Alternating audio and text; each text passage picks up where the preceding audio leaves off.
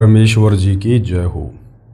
परमपिता परमात्मा सारी सृष्टि के रचनहार कुल मालिक, असंख्य ब्रह्मांडों के स्वामी, जगत गुरु, तीनों लोकों में प्रवेश करके सबका धारण पोषण करने वाले, राजाधीराज आत्माधार, नाथों के नाथ, देवों के देव महादेव, सर्वेश्वर महेश्वर मृत्युंजय अजरो अमर आदि अनादि सनातनी प्रभु, जगत पिता जगदीश्वर, श्री श्री 1008 की उपाधि के वास्तविक अधिकारी, अकाल मूर्त शब्द स्वरूपी राम वासुदेव, सर्वगतम ब्रह्म, परम पूज्य प्रथम पूज्य, परम संत, परम पुरुष, परम धनी, परम दयालु, सत्य कबीर, हक्का कबीर, अल्लाहु कबीर, अल्लाहु अकबर, बाखबर, अल्लाह ताला, जगत के तारणहार, जगत के मुक्तिदाता, जगत के जगन्नाथ, हारे के सहारे, हिंदुओं के राम, मुसलमानों के अल्लाह, सिखों के वाहिगुरु, ईसाइयों के मसीह, दया के सागर दयानिधि, करुणा के सागर करुणानिधि, स्वयंभू परिभू, संकट मोचन, कष्ट हरण, मंगल करण, दुख भंजन, अविगत कबीर, निर्विकार निर्विषम परमात्मा, अलय अलेख सतगुरु, आदि अनादि सतगुरु,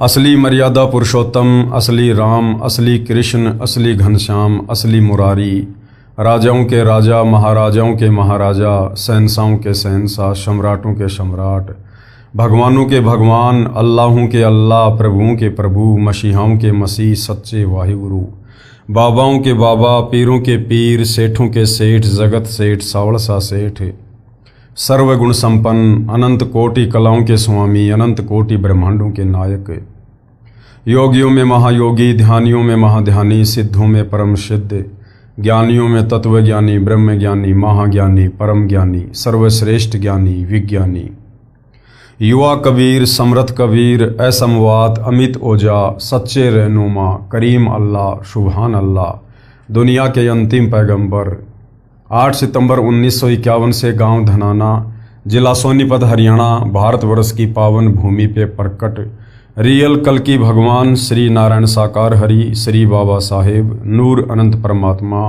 सच्चे दरवेश, सच्चे बाखबर, संत श्रोमणी सतगुरु रामपाल जी परमेश्वर जी के चरण कमल में आप और हम सभी भाई बहनों का अनंत कोटि दंडवत प्रणाम।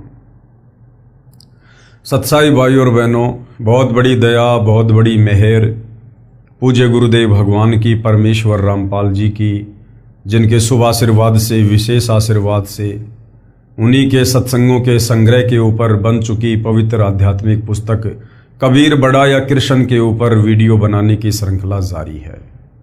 इसी श्रृंखला में आज हमारा ये 18वें नंबर का वीडियो है। पूज्य गुरुदेव भगवान के आशीर्वाद से इस पवित्र पुस्तक कबीर बड़ा या कृष्ण के ऊपर जो वीडियो बन रहे हैं, उन वीडियो से विशेषकर हिंदू समाज से जुड़े श्रद्धालुओं को अध्यात्म के विषय में, भक्ति और भगवान के विषय में वो सब कुछ जानने को मिल रहा है जिसकी तलाश इस आत्मा को युगों युगों से थी। हमारे नादान धर्मगुरु तत्व ज्ञान के अभाव में, हमारे धर्मशास्त्रों में वर्णित सच्चाई को ना जानकर, ना पहचान कर समाज को भी सतभक्ति से रूबरू नहीं करवा पाए, जिसका खामियाजा हम युगों युगों से भुगत रहे हैं। वो शास्त्र विरुद्ध साधना को करने के चलते हमारे पूर्वज आज प्रेत योनि में हैं, भूत योनि में हैं, लक 84 में पशु और पक्षी के जीवन में कष्ट भोग रहे हैं। और उसी रास्ते पर हमें भी इन अज्ञानी धर्मगुरुओं के द्वारा निरंतर चलाया जा रहा था। अब रजा हुई है पूर्ण ब्रह्म परमेश्वर जी की, जो साक्षात सतगुरु रामपाल जी के रूप में धरती पर प्रकट होकर हमारी आत्मा के कल्याण हेतु हमें शास्त्र अनुकूल साधना दे रहे हैं।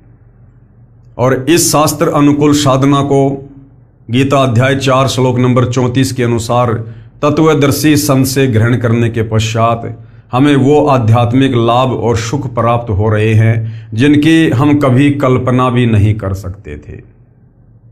तो भाइयों और बहनों, इस पवित्र पुस्तक को लिखने का या वर्तमान में इसके ऊपर वीडियो बनाने का एक ही मकसद है कि आप मानव शरीरधारी सभी भाई बहन, वो चाहे किसी भी धर्म या मजहब से संबंधित हैं, आप अतिशीघ्र सतगुरु रामपाल जी से उपदेश प्राप्त करके अपनी आत्मा के कल्याण के मार्ग पर चलें।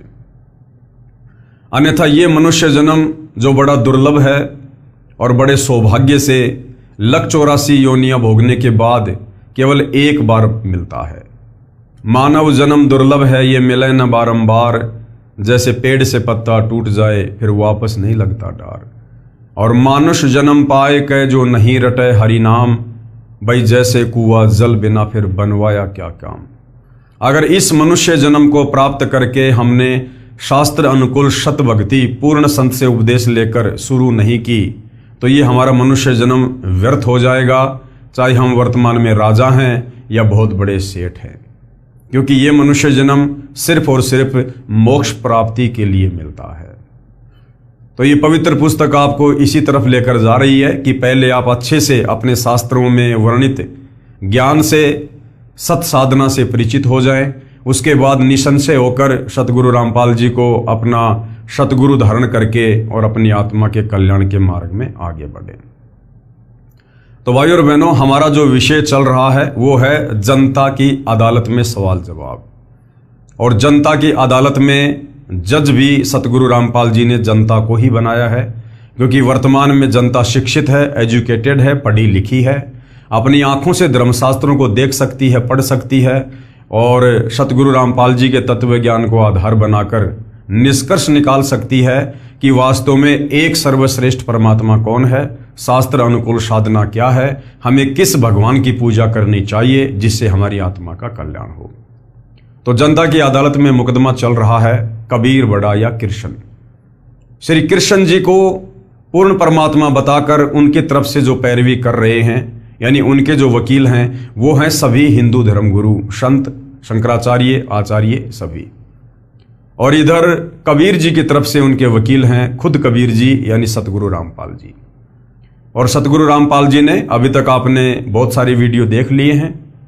जनता की अदालत में जनता के सामने हिंदुओं के धर्म ग्रंथों को, वेदों को, गीता जी को, पुराणों को दिखा दिखाकर प्रमाणित कर दिया है कि श्री कृष्ण उर्फ विष्णु ये नाशवान भगवान हैं, ये अविनाशी नहीं हैं, इनकी जन्म और मृत्यु होती है, इनके माता पिता हैं और ये किसी का मोक्ष नहीं कर सकते। और दूसरी तरफ कबीर जी के विषय में वेदों से और गीता जी से प्रमाणित कर दिया कि कबीर जी ही सुप्रीम गॉड हैं। गीता अध्याय 15 श्लोक 17 के अनुसार जो उत्तम पुरुष है, सर्वश्रेष्ठ परमात्मा है, जो तीनों लोकों में प्रवेश करके सबका धारण पोषण करता है, वो कबीर देव है। तो जनता धीरे धीरे अपनी आंखों से धर्मशास्त्रों में वर्णित सच्चाई को देखकर अध्यात्म के प्रति रुचि ले रही है और अध्यात्म में आगे और बहुत कुछ जानने के लिए कबीर जी के वकील सतगुरु रामपाल जी से सवाल कर रही है। और सतगुरु रामपाल जी उनके प्रत्येक सवाल का उन्हीं के धर्मशास्त्रों को दिखा दिखाकर जवाब दे रहे हैं। तो वर्तमान में जो टॉपिक है वो है श्राद्ध को लेकर कि ये जो श्राद्ध निकलवाए जा रहे हैं इन नादान धर्मगुरुओं के द्वारा, पंडित और ब्राह्मणों के द्वारा, ये शास्त्र विधि को त्याग कर मनमाना आचरण है। श्राद्ध विधि ना हमारे वेदों में वर्णित है, ना पवित्र गीता जी में वर्णित है। और गीता अध्याय 16 श्लोक 23 के अनुसार ये मनमाना आचरण है। यदि हम श्राद्ध निकालेंगे तो हम भी मरने के बाद अपने पूर्वजों के पास उन्हीं प्रेत योनियों में जाएंगे, भूत योनियों में जाएंगे, क्योंकि श्राद्ध निकालना भूत पूजा में आता है। गीता अध्याय 9 श्लोक 25 मना कर रहा है कि भूत पूजोगे तो भूत बनोगे, प्रेत पूजोगे तो प्रेत बनोगे।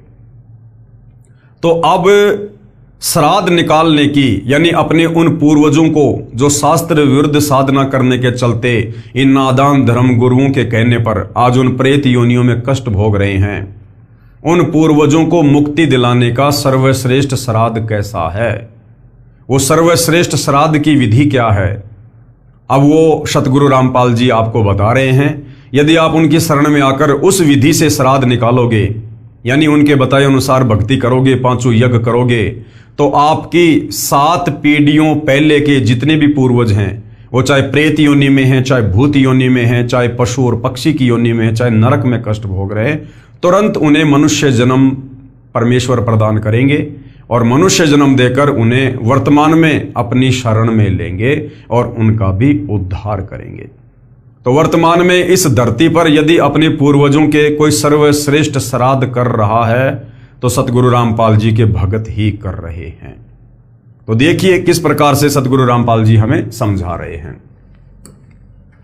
श्राद्ध करने की श्रेष्ठ विधि, यानी ये जो हमारे नादान धर्म गुरु पंडित आचार्य शंकराचार्य ब्राह्मण हमें जो शास्त्र विरुद्ध विधि श्राद्ध निकालने की बता रहे हैं, जिससे ना हमारे पूर्वजों की मुक्ति हो सकती, उल्टा हमारी दुर्गति होगी। तो इस शास्त्र विरुद्ध विधि के अतिरिक्त शास्त्र अनुकूल विधि क्या है श्राद्ध निकालने की, अपनी पूर्वजों को मुक्ति दिलाने की, वो सतगुरु रामपाल जी बता रहे हैं। श्राद्ध करने की श्रेष्ठ विधि श्री विष्णु पुराण के तीसरे अंश में अध्याय 15 श्लोक 55-56 पेज 153 पर लिखा है कि श्राद्ध के भोज में यदि एक योगी यानी शास्त्र अनुकूल साधना करने वाले भगत को भोजन करवाया जाए तो श्राद्ध भोज में आए 1000 ब्राह्मणों तथा यजमान के पूरे परिवार सहित सर्व पितरों का उद्धार कर देता है। अब विवेचन क्या कह रहे हैं सतगुरु रामपाल जी। मेरे यानी लेखक के तत्व ज्ञान को सुन समझकर, यानी सतगुरु रामपाल जी हमें जो ज्ञान दे रहे हैं, जो सत्संग सुना रहे हैं, जो पुस्तकें लिखी हैं, इनको पढ़कर सुनकर समझकर भगत दीक्षा लेकर साधना करते हैं। ये योगी यानी शास्त्रोक्त साधन है। यानी जो व्यक्ति सतगुरु रामपाल जी के तत्व ज्ञान को समझकर उनसे उपदेश प्राप्त करके और उनके द्वारा बताई गई प्रत्येक मर्यादाओं में रहकर भक्ति करेगा, वो वास्तव में योगी है, शास्त्र अनुकूल साधक है। हम सत्संग समागम करते हैं, उसमें भोजन भंडारा लंगर भी चलाते हैं। जो व्यक्ति उस भोजन भंडारे में दान करता है, उससे बने भोजन को योगी यानी मेरे शिष्य तथा ये दास यानी लेखक यानी सतगुरु रामपाल जी सब खाते हैं। और ये दास यानी सतगुरु रामपाल जी अपने लिए कह रहे हैं कि सत्संग सुनाकर नए व्यक्तियों को यथार्थ भक्ति ज्ञान बताता है। शास्त्रों के प्रमाण प्रोजेक्टर पर दिखाता है, जिस कारण से श्रोता शास्त्र विरुद्ध साधना त्याग कर शास्त्रोक्त साधना करते हैं, यानी शास्त्रों में वर्णित सत्य साधना करते हैं। इस प्रकार उस परिवार का उद्धार हुआ। उनके द्वारा दिए दान से बने भोजन को भक्तों ने खाया, इससे पितरों का उद्धार हुआ। पितर जोनी छूटकर अन्य जन्म मिल जाता है। सत्संग में यदि 1000 ब्राह्मण भी उपस्थित हों तो वे भी सत्संग सुनकर शास्त्र विरुद्ध साधना त्याग कर अपना कल्याण करवा लेंगे। जैसे आप जी ने पहले पढ़ा कि कबीर जी ने गंगा के तट पर ब्राह्मणों को ज्ञान देकर उनकी शास्त्र विरुद्ध साधना को गलत सिद्ध करके सत्य साधना के लिए प्रेरित किया। उन ब्राह्मणों ने सतगुरु कबीर जी से दीक्षा लेकर अपना कल्याण करवाया। अन्य साधना जो शास्त्रों के विरुद्ध थी त्याग दी और सुखी हुए। सतगुरु रामपाल जी के कहने का मतलब है कि यदि आप वास्तव में अपना भी उद्धार करवाना चाहते हैं और अपने पूर्वजों की भी मुक्ति करवाना चाहते हैं तो आपने वर्तमान में धरती पर मुझ तत्वदर्शी संत से उपदेश लेकर और मेरे द्वारा बताई गई साधना को मर्यादा में रहकर करना होगा। इस साधना को करने के चलते आपके पूर्वजों की ऑटोमेटिक वो प्रेत योनियां छूट जाएंगी और उन्हें तुरंत मनुष्य जन्म प्राप्त होगा और वर्तमान में आपके वो पूर्वज भी सतगुरु रामपाल जी की शरण में आकर अपनी आत्मा का कल्याण करवाएंगे। दास की प्रार्थना है कि वर्तमान में मानव समाज शिक्षित है, वह अवश्य ध्यान दे तथा शास्त्र विधि अनुसार साधना करके पूर्ण परमात्मा के सनातन परम धाम यानी शाश्वत स्थानम अर्थात सतलोक को प्राप्त करे, यानी काल के 21 ब्रह्मांडों से अपनी पूर्ण मुक्ति करवाए, जिससे पूर्ण मोक्ष तथा परम शांति प्राप्त होगी। पूर्ण मोक्ष यानी हम सतलोक चले जाएंगे, वहां जाने के बाद कोई जन्म और मृत्यु नहीं है, जिससे हम परम शांति को प्राप्त होंगे। क्योंकि जब तक हम जन्मते और मरते हैं हम कभी भी परम शांति को प्राप्त नहीं हो सकते। तो सतलोक में जाने के बाद इस आत्मा का जन्म और मरण सदा के लिए समाप्त हो जाता है। गीता अध्याय 15 श्लोक 4 तथा अध्याय 18 श्लोक 62 में जिसको प्राप्त करने के लिए कहा है, किसको? सतलोक को, सनातन परम धाम को। इसके लिए तत्वदर्शी संत की तलाश करो। गीता अध्याय 4 श्लोक 34। गीता अध्याय 4 श्लोक 34 में क्या कहा है कि उस सनातन परम धाम को, शतलोक को प्राप्त करने के लिए, जहां जाने के बाद साधक फिर कभी लौटकर वापस मुझकाल के 21 ब्रह्मांडों में जन्म और मरण के चक्कर में नहीं आता है, उसके लिए भाई किसी तत्वदर्शी संत की खोज कर, उस तत्वदर्शी संत के बताए अनुसार सत साधना कर, तब तेरा यहां से बेड़ा पार होगा, अन्यथा तू यहीं पर मेरे इस काल की चक्की में पिसता रहेगा। एक श्रद्धालु ने कहा कि मैं आपसे उपदेश लेकर आप द्वारा बताई साधना भी करता रहूंगा तथा श्राद्ध भी निकालता रहूंगा तथा अपने घरेलू देवी देवताओं को भी ऊपरले मन से पूजता रहूंगा, इसमें क्या दोष है? तो सतगुरु रामपाल जी क्या कह रहे हैं कि भैया, दो नाव की सवारी इस भक्ति मार्ग में नहीं चलती है, दो नाव की सवारी इस भक्ति मार्ग में नहीं चलती है। तो गुरुदेव भगवान कह रहे हैं कि मुझदास की प्रार्थना है, संविधान की किसी भी धारा का उल्लंघन कर देने पर सजा अवश्य मिलेगी। इसलिए पवित्र गीता जी व पवित्र चारों वेदों में वर्णित व वर्जित विधि के विपरीत साधना करना व्यर्थ है, बेकार है। इसका प्रमाण पवित्र गीता जी अध्याय 16 श्लोक नंबर 23 और 24 में है कि अर्जुन, शास्त्र विधि को त्याग कर यदि मनमाना आचरण करोगे तो ना मुक्ति होगी, ना गति होगी, ना कोई कार्य सिद्ध होगा। यदि कोई कहे कि मैं कार में पंचर ऊपरले मन से कर दूंगा, नहीं, राम नाम की गाड़ी में पंचर करना मना है। ठीक इसी प्रकार शास्त्र विरुद्ध साधना हानिकारक ही है। एक श्रद्धालु ने कहा कि मैं और कोई विकार नहीं करता, यानी ना मैं शराब पीता, ना मैं कोई मांस खाता, केवल तंबाकू यानी बीड़ी, सिगरेट, हुक्का ही सेवन करता हूं। आपके द्वारा बताई पूजा व ज्ञान अति उत्तम है, मैंने गुरुजी भी बनाया है, परंतु ये ज्ञान आज तक किसी संत के पास नहीं है। मैं 25 वर्ष से घूम रहा हूं तथा 3 गुरुदेव बदल चुका हूं। कृपया मुझे तंबाकू सेवन की छूट दे दो, शेष सारी शर्तें मंजूर हैं, तंबाकू से भक्ति में क्या बाधा आती है? तो सतगुरु रामपाल जी ने किस प्रकार से समाधान किया है? लेखक की प्रार्थना, दास ने प्रार्थना की कि अपने शरीर को ऑक्सीजन की आवश्यकता है। तंबाकू का धुआं कार्बन डाइऑक्साइड है जो फेफड़ों को कमजोर व खून को दूषित करता है। मानव शरीर परमात्मा प्राप्ति व आत्म कल्याण के लिए ही प्राप्त हुआ है। इसमें परमात्मा पाने का रास्ता सुषुम्ना नाड़ी से प्रारंभ होता है। और सुषुम्ना नाड़ी गुरुदेव ने क्या बताई? ये जो हमारी नासिका है, एक छेद इस तरफ, एक छेद इस तरफ, और जहां पर ये हड्डी शुरू होती है, ये नाक का जो आगे का हिस्सा है, ये बहुत ही ये कोमल है क्योंकि इसमें कोई हड्डी नहीं है।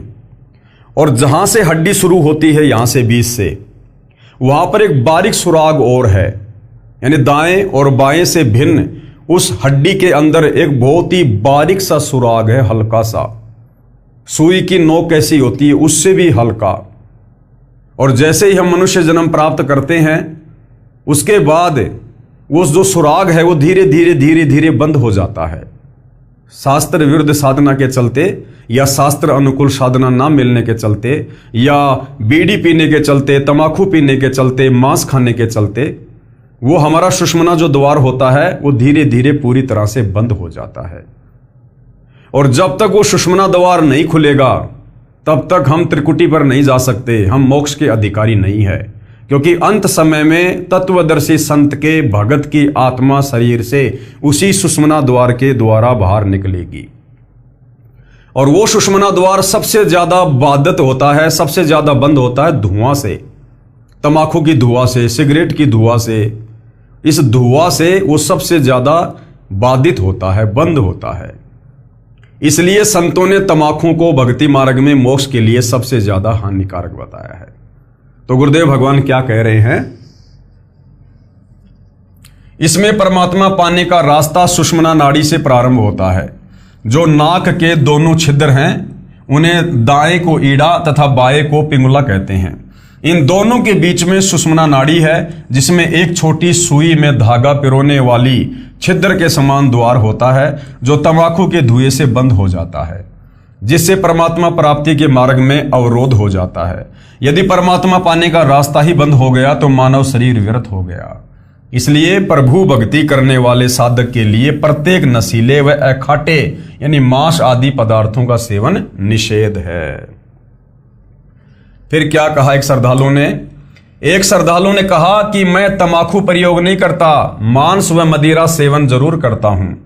इससे भक्ति में क्या बाधा है? ये तो खाने पीने के लिए बनाई गई है तथा पेड़ पौधों में भी तो जीव हैं, वह खाना भी तो मांस भक्षण तुल्य ही है।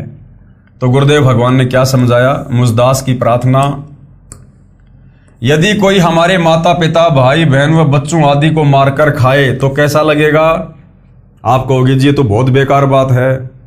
तो भैया, जैसा दर्द अपने को होवे ऐसा जान बिराने। वो जो आप बकरे खा रहे हो, मुर्गे खा रहे हो, झोटे खा रहे हो, अरे वो भी तो उसी परमपिता परमेश्वर के अंश हैं। उसी परमपिता परमेश्वर कबीर साहिब की आत्मा है जिसकी हम भक्ति करना चाह रहे हैं। और उसी परमेश्वर के बच्चों को यदि मार मार के खाएंगे और फिर यदि हम उनसे मोक्ष की उम्मीद करेंगे तो बिल्कुल भी नहीं मिलेगा। जैसा दर्द अपने को होवे वैसा जान बिराने, कहे कबीर वे जावे नरक में जो काटे शीस खुराने। जो पशुओं के शीस काट काट के, उनके खुरों को काट काट के खाते हैं, परमात्मा कहते हैं वो तो नरक में जाते हैं। नरक में भले तत्वदर्शी संत से उपदेश ले लो, और यदि ये बुराइयां नहीं छोड़ी जो नियम तत्वदर्शी संत बताता है, यदि एक भी नियम को आपने अच्छे से फॉलो नहीं किया, आप पूर्ण मोक्ष प्राप्त नहीं कर सकते।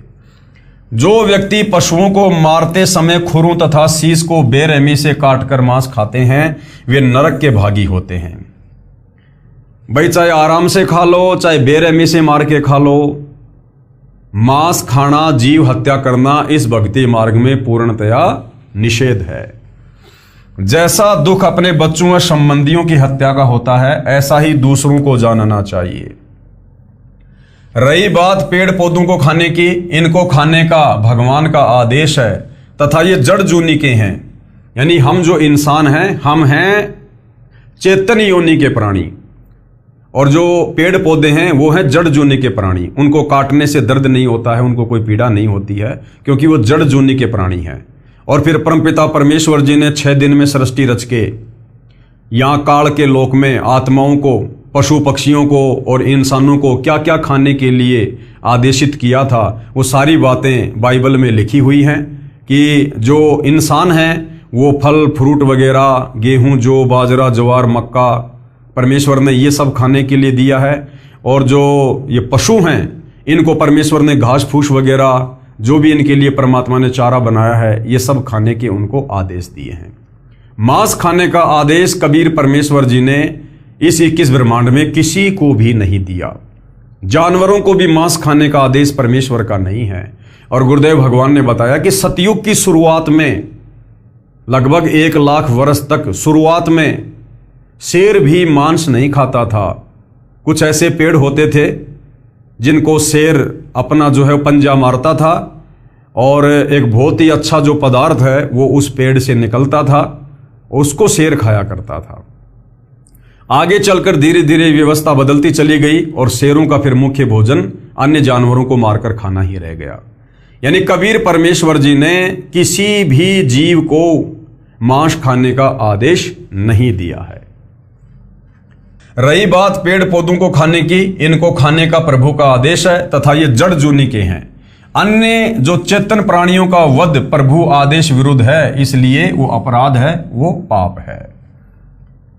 मदिरा सेवन यानी शराब का सेवन भी परमात्मा का आदेश नहीं है, परंतु स्पष्ट मना है तथा मानव जीवन को बर्बाद करने का है।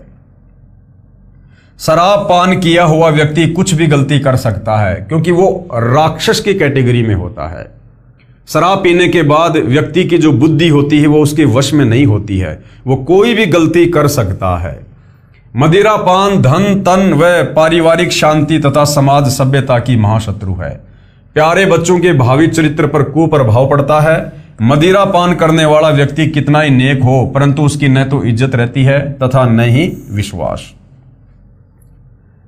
एक समय ये दास एक गांव में सत्संग करने गया हुआ था।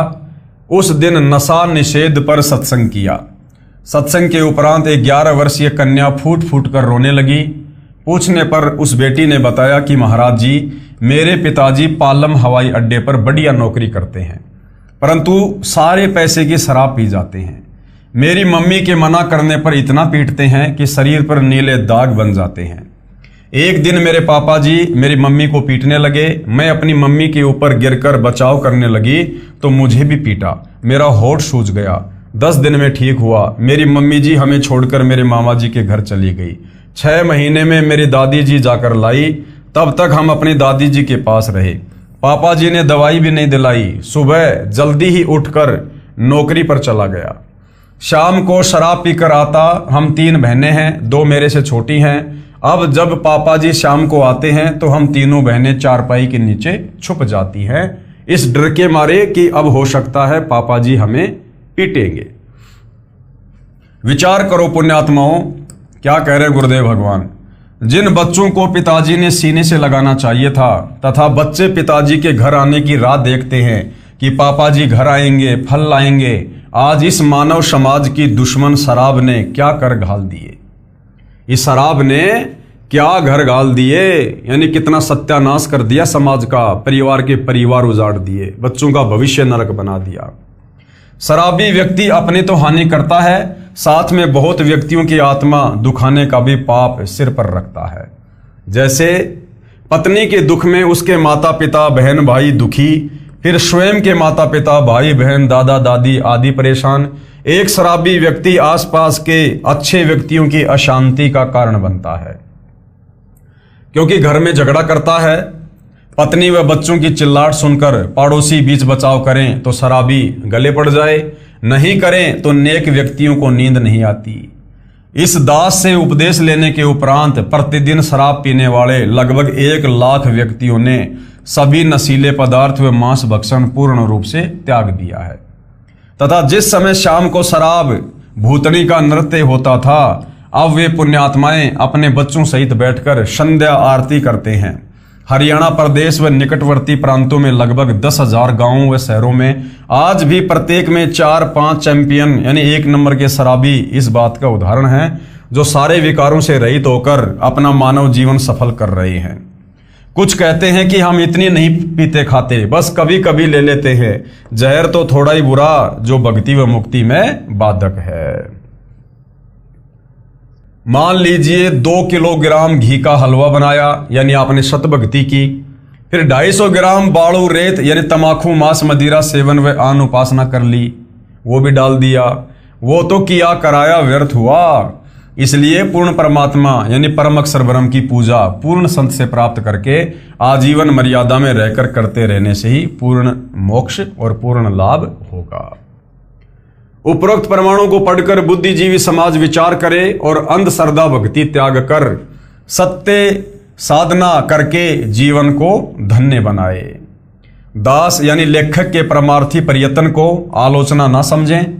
मेरा उद्देश्य आप जी को शास्त्र अनुकूल भक्ति साधना बताकर आपके ऊपर भविष्य में आने वाले पर्वत जैसे कष्ट यानी 84 लाख प्रकार के प्राणियों के शरीरों में कष्ट उठाने तथा नरक जाने से बचाना है। मेरे अनुयायी इस तत्व ज्ञान से परिचित हैं। वे भी आप तक मेरे द्वारा लिखी पुस्तक पहुंचाकर आपके भविष्य को सुखी बनाने के मकसद से वितरित करते हैं। परंतु कुछ धर्मोन्ध व्यक्ति अपने स्वार्थवश आप और परमेश्वर के बीच में दीवार बनकर खड़े हैं। मेरे को तथा मेरे अनुयायियों पर झूठे आरोप लगाकर बदनाम करते हैं। आप जी अपनी आंखों प्रमाण देखो और सत्य की राह पकड़ो। हमारा उद्देश्य है कि हम संसार के लोगों को बुराइयों कुरीतियों से दूर करके सुखी देखना चाहते हैं। हम अपना प्रयत्न जारी रखेंगे। आप कब समझोगे, इंतजार करेंगे। उसके बाद भाइयों और बहनों, जनता की अदालत में कबीर जी के वकील सतगुरु रामपाल जी इन अज्ञानी नादान आचार्य शंकराचार्य धर्म गुरुओं के कहने पर जो शास्त्र विरुद्ध साधना कर रही है, जांडी पूजना, पीपल पूजना, पेड़ों की पूजा करना, चौराहों की पूजा करना, जो गीता जी में बिल्कुल मना है, निषेध है, जिस शास्त्र विरुद्ध साधना को करने के चलते हम सीधे नरक में जाते हैं, उस पर भी सतगुरु रामपाल जी प्रकाश डाल रहे हैं और गीता अध्याय 16 श्लोक 23 और 24 के अनुसार उसे मनमाना आचरण करार दे रहे हैं। पीपल जांडी के पेड़ों तथा तुलसी के पौधों की पूजा पर टिप्पणी। वाणी संख्या 4। पीपल पूजय जांडी पूजय, सिर तुलसा के होया, और दूध पूत में खैर राखियो नू पूजू सू तोया। शब्दार्थ, परमेश्वर कबीर जी ने अंधश्रद्धा भक्ति करने वालों की अन्य साधनाओं का वर्णन किया है कि भोली जनता को ज्ञानहीन आध्यात्मिक गुरुओं ने कितने निम्न स्तर की साधना पर लगाकर उनके जीवन के साथ कितना बड़ा धोखा किया है। अज्ञानी गुरुओं से भ्रमित होकर पीपल व जांडी के वृक्षों तथा तुलसी के पौधों की पूजा करते हैं। प्रार्थना करते हैं कि आप सबकी पूजा इसलिए करते हैं कि मेरे दूध यानी दुधारू पशुओं की तथा पूत यानी मेरे पुत्रों व पौत्रों की खैर रखना, रक्षा करना, यानी पशु पूरा समय दूध दे, मृत्यु ना हो तथा पुत्रों व पौत्रों व परपोत्रों की मृत्यु ना हो, उनकी आप कौन पीपल तथा जांडी के पेड़ तथा तुलसी का पौधा रक्षा करना। उन पेड़ पौधों के आगे हम इस प्रकार की अरदास करते हैं कि मेरे घर में बरकत देना, मेरे परिवार को सकुशल रखना, काम धंधे में बरकत देना। अब गुरुदेव क्या कह रहे हैं? परमेश्वर कबीर जी ने समझाया है कि हे अंधे पुजारियों, कुछ तो अकल से काम लो। जिस जड़ यानी जो चल फिर नहीं सकते वो पेड़ पौधे, उनको पशु हानि पहुंचाते हैं। उन पेड़ पौधों को तो खुद वो पशु खा जाते हैं, बकरी खा जाती है, वो तुलसी के पौधे को बकरा खा जाता है। जिन पेड़ पौधों के आगे हाथ जोड़ के जिनकी पूजा करके इन नादान धर्म गुरुओं के कहने पर जो शास्त्र विरुद्ध साधना है, हमारे वो पतन का कारण है। और जिन पेड़ पौधों से हम अपने परिवार की कुशल मंगल की कामना कर रहे हैं, वो पेड़ पौधे अपने खुद की रक्षा नहीं कर पाते।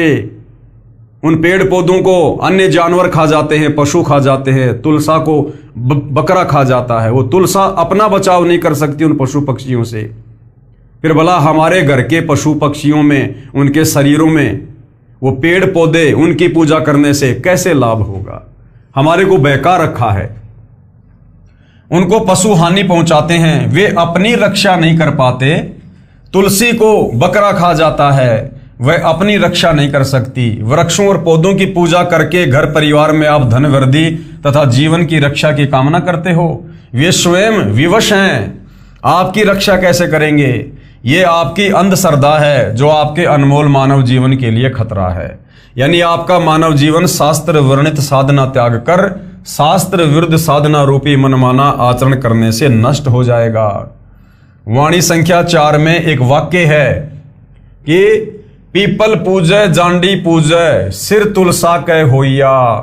सिर होना का तात्पर्य है कि जो कुछ नहीं कर सकता अज्ञानता के कारण, उसी व्यक्ति से अपने कार्यवश बार बार निवेदन करना। वह व्यक्ति उस भोले मानव से कहता है कि मेरे सिर क्यों हो रहा है, मैं आपका ये कार्य नहीं कर सकता। परमेश्वर कबीर जी ने समझाया है कि जो आपके कार्य को करने में सक्षम नहीं है, जो कार्य परमात्मा के अतिरिक्त कोई नहीं कर सकता और जो स्वयं असहाय है, उनसे आप कार्य सिद्धि की आशा करते हैं, यह अज्ञानता है। वाणी संख्या 5 आगे कबीर परमेश्वर क्या बता रहे हैं?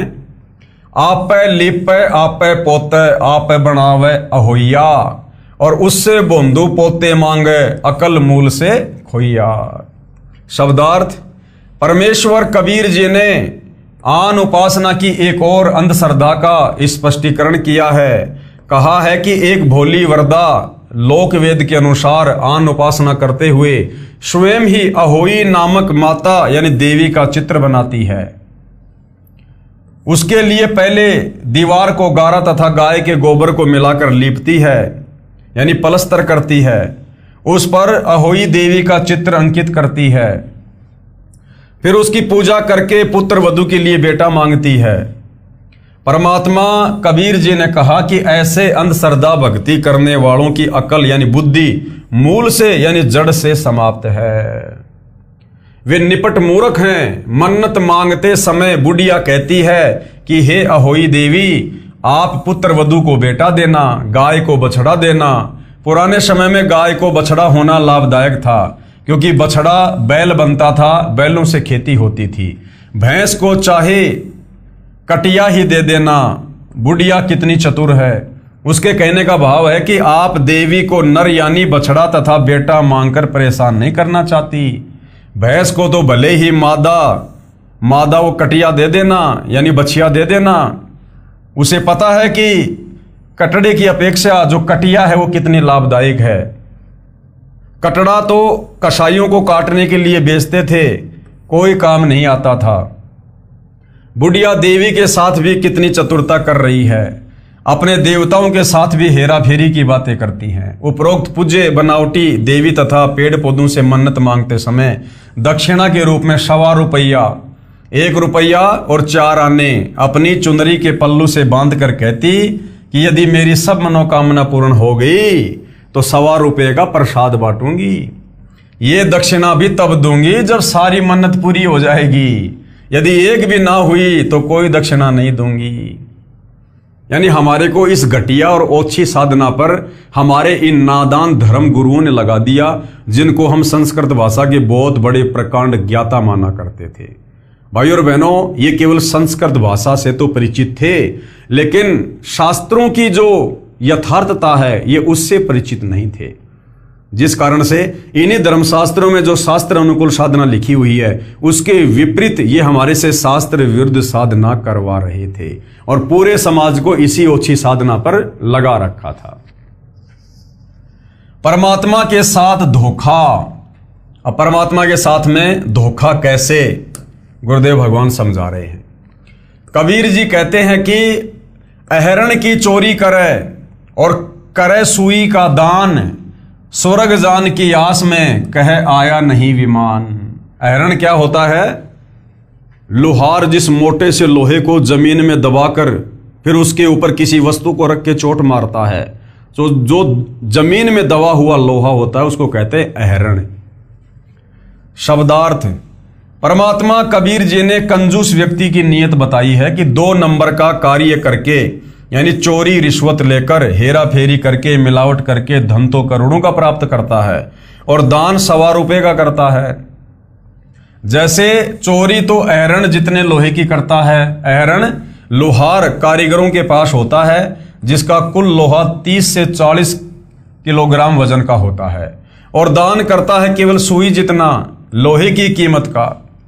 उसी धर्म कर्म को मूर्ख इतना अधिक मानता है कि परमात्मा मेरे को स्वर्ग में ले जाने के लिए विमान भेजेगा। जब मनोकामना पूर्ण नहीं होती है तो वह कंजूस विचार करता है कि परमात्मा ने विमान भेजने में देरी क्यों कर रखी है। परमेश्वर कबीर जी ने ऐसे धर्म के कार्यों पर कहा है कि कबीर जिन हरि जैसा सुमरिया ताको तैसा लाभ, और ओषा प्यास न भागी जब तक दसे नहीं आब। क्या अर्थ किया है गुरुदेव भगवान ने? शब्दार्थ। परमेश्वर कबीर जी ने स्पष्ट किया है कि जो साधक जैसी भक्ति तथा दान धर्म करता है उसी के अनुसार लाभ देता है। पूर्ण लाभ के लिए धर्म कर्म भी पूर्ण करने से पर्याप्त लाभ मिलता है। जैसे घास पर गिरी ओस के पानी को चाटने से प्यास नहीं बुझती, प्यास बुझाने के लिए गिलास भरकर पानी पीना पड़ता है। इसी प्रकार परमात्मा से पूर्ण लाभ लेने के लिए दान धर्म भी पर्याप्त मात्रा में करना चाहिए। उदाहरण दिया है गुरुदेव भगवान ने समझाने के लिए। एक कंजूस व्यक्ति की दूध वाली भैंस गुम हो गई। उसे खोजने के लिए पिता पुत्र चल पड़े। रास्ते में सबसे पहले हनुमान जी का मंदिर आया। पिताजी ने मूर्ति के सामने संकल्प किया कि हे बजरंग बली, आपने तो 7 समुद्र के पार सीता माता की खोज कर दी थी, आपके लिए हमारी भैंस की खोज करना कौन सा कठिन कार्य है। यदि मेरी भैंस मिल गई तो अंजना के लाल 1 थन का दूध जब तक भैंस दूध देती रहेगी आपको चढ़ाया करूंगा। कृपया ध्यान देना, जल्दी करना। यह संकल्प उसका बेटा भी सुन रहा था। आगे गए तो फिर क्या हुआ? आगे गए तो रास्ते में शिव जी का मंदिर था। वहां उसने कहा कि भैंस मिल गई तो 1 थन का दूध शिव जी को चढ़ाने का वायदा कर दिया। आगे गए तो रास्ते में श्री कृष्ण जी का मंदिर था, 1 थन का दूध उसके लिए बोल दिया। और आगे गए तो रास्ते में गणेश जी का मंदिर था, 1 थन का दूध उसी तरह चढ़ाने का संकल्प करके पिता पुत्र आगे चले। तो उसके बेटे ने पिताजी से कहा कि पिताजी, जब तक भैंस दूध देवेगी तब तक 4 थनों यानी इस तनों का दूध यानी भैंस का सारा दूध तो देवता पिएंगे, फिर हम भैंस की खोज किस लिए करें, चलो वापस अपने घर ही चलते हैं। तो पिताजी क्या बोला, हेरा फेरी मास्टर यानी वो कंजूस पिता बोला, बेटा एक बार भैंस मिलने दे, इन देवताओं का जी जानेगा जैसा इनको दूध पिलाऊंगा।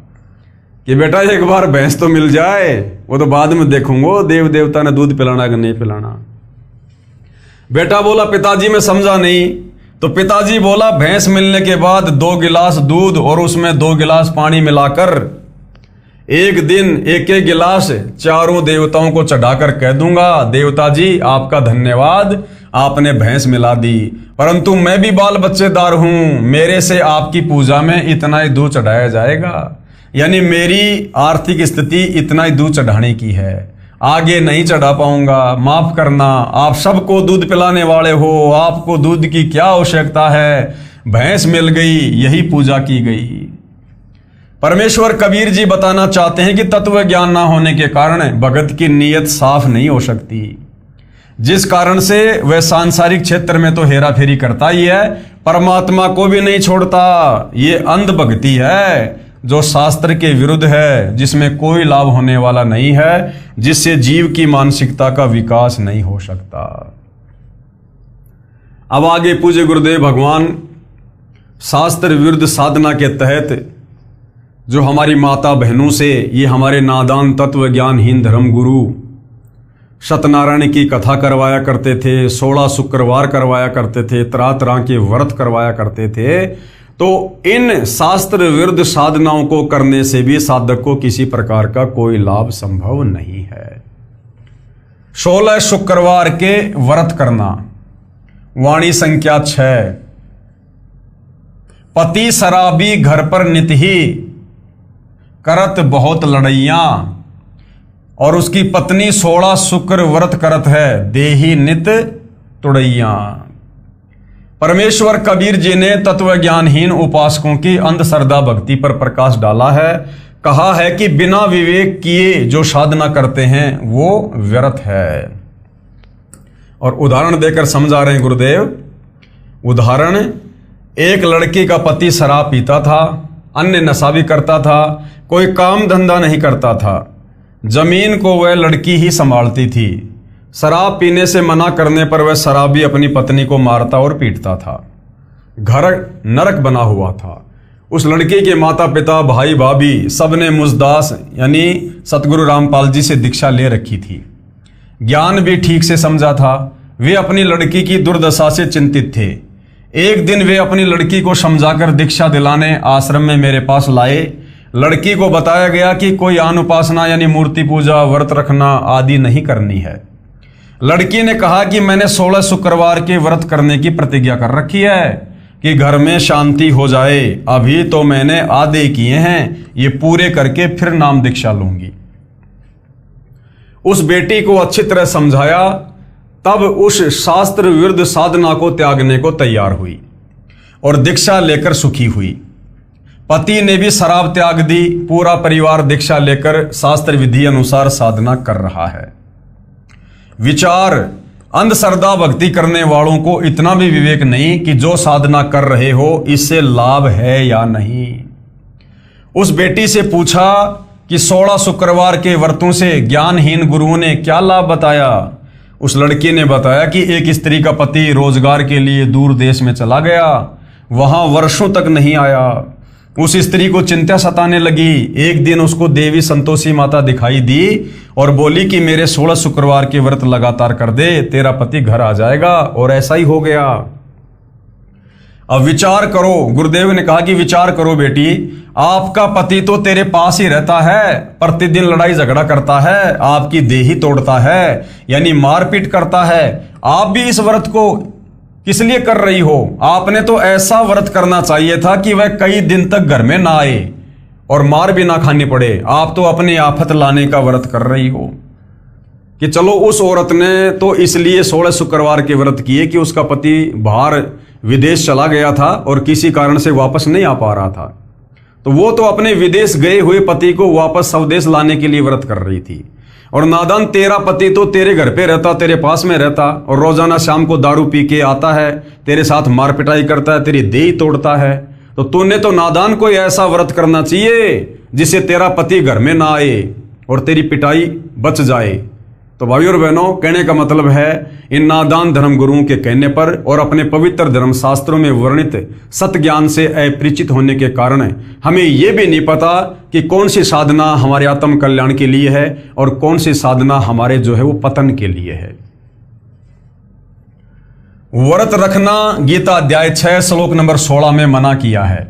कहा है कि जो बिल्कुल अन्न नहीं खाते, अब बिल्कुल अन्न नहीं खाना इसका मतलब व्रत करना, यानी व्रत करते हैं उनका योग यानी भक्ति कर्म कभी सफल नहीं होता, यानी व्रत करने वालों की भक्ति कभी भी सफल नहीं होती है। उसने बताया कि मेरी सहेली एक गुरु के पास जाती है, उसने मुझे बताया था, मैं भी व्रत करने लगी, मुझे तो आज पता चला कि मैं तो व्यर्थ भक्ति कर रही हूं।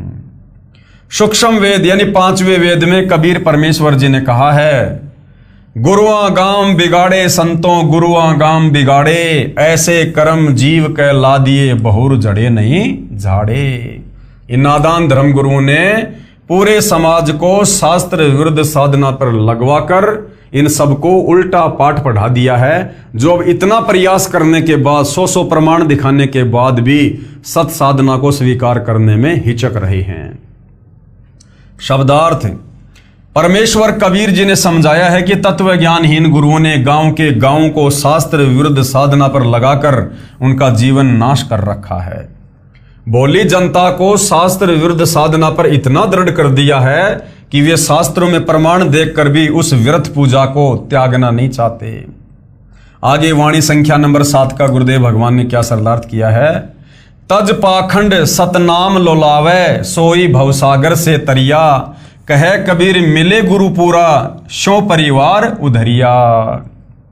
परमात्मा कबीर जी ने स्पष्ट किया है कि उपरोक्त तथा अन्य शास्त्र विरुद्ध पाखंड पूजा को त्याग कर पूर्ण सतगुरु से सच्चे नाम का जाप प्राप्त करके श्रद्धा से भक्ति करके भगत जन पार हो जाते हैं, उनके परिवार के सभी सदस्य भी भक्ति करके कल्याण को प्राप्त हो जाते हैं। और भाई वर्तमान में धरती पर वो पूर्ण संत, वो तत्वदर्शी संत केवल सतगुरु रामपाल जी हैं, और एक समय में धरती पर केवल एक ही तत्वदर्शी संत होता है, गीता अध्याय 4 श्लोक नंबर 34 वाला। और उसी तत्वदर्शी संत के मार्गदर्शन में उनसे उपदेश लेकर आजीवन मर्यादा में रहकर भक्ति करने से इस आत्मा का कल्याण संभव है। अन्य पाखंड पूजा से, शास्त्र विरुद्ध साधना से हम केवल प्रेत योनि में, भूत योनि में, नरक में और लक 84 में और जन्म मरण में ही पड़े रहेंगे। अब पवित्र गीता जी में व्रत करने के विषय में क्या लिखा हुआ है। आगे भाइयों और बहनों, जनता की अदालत में कबीर जी के वकील सतगुरु रामपाल जी से जनता अध्यात्म के विषय में और सवाल कर रही है। प्रश्न, क्या एकादशी, कृष्ण अष्टमी या अन्य व्रत भी शास्त्रों में वर्जित हैं? क्या एकादशी का व्रत भी नहीं करना चाहिए?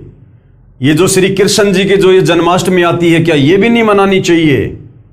और ये जितने भी प्रकार के जो व्रत हैं, क्या ये भी हमारे शास्त्रों में मना किया हुआ है?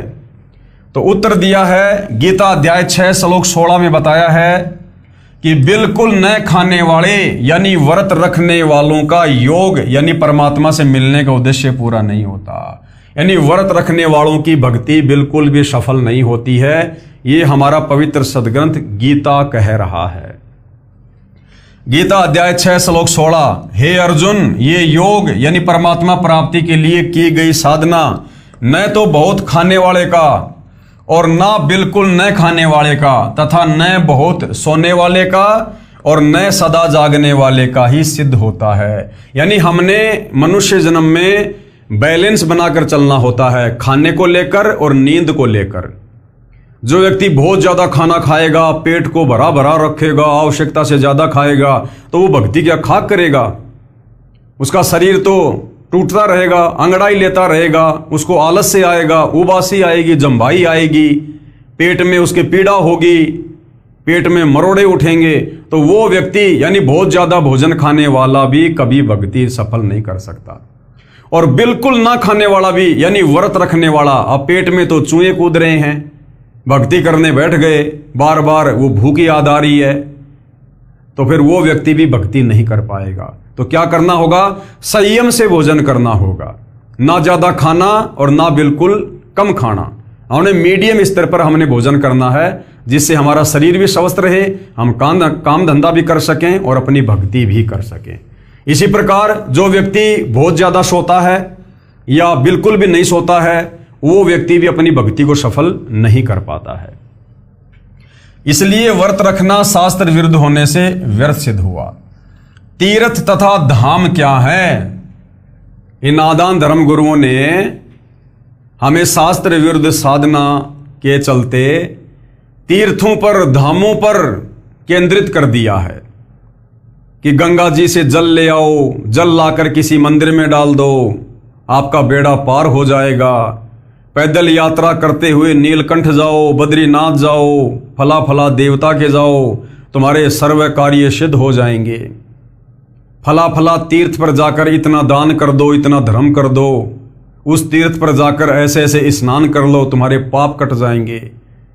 जबकि इस प्रकार की साधना ये तीर्थों पर जाकर करना, धामों पर जाकर करना, मंदिर मस्जिद चर्च गुरुद्वारों में जाकर करना, ये पवित्र गीता जी के विरुद्ध होने से ये किसी भी प्रकार से लाभदायक नहीं है, उल्टा हम पाप के भागी बनते हैं।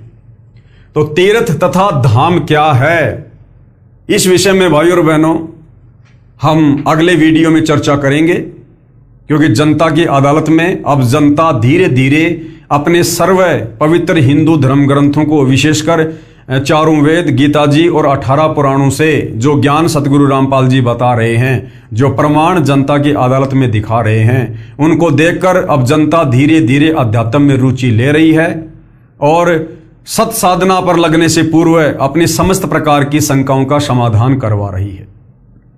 तो भाइयों और बहनों, हम प्रत्येक विषय को धीरे धीरे लेंगे, धीरे धीरे आगे बढ़ेंगे, ताकि हम इन चीजों को समझते हुए आगे बढ़ें और फिर सतगुरु रामपाल जी से यानी तत्वदर्शी संत से उपदेश प्राप्त करके शास्त्रों में वर्णित शास्त्र अनुकूल साधना करके अपनी आत्मा का कल्याण करवा सकें। तो आज के इस विषय पर केवल इतना ही। अगले टॉपिक पर हम कल फिर चर्चा करेंगे। तब तक पूज्य गुरुदेव भगवान हम सबको आज्ञा दें, आशीर्वाद दें, सद्बुद्धि दें। बंदी छोड़ सतगुरु रामपाल जी परमेश्वर जी की जय हो।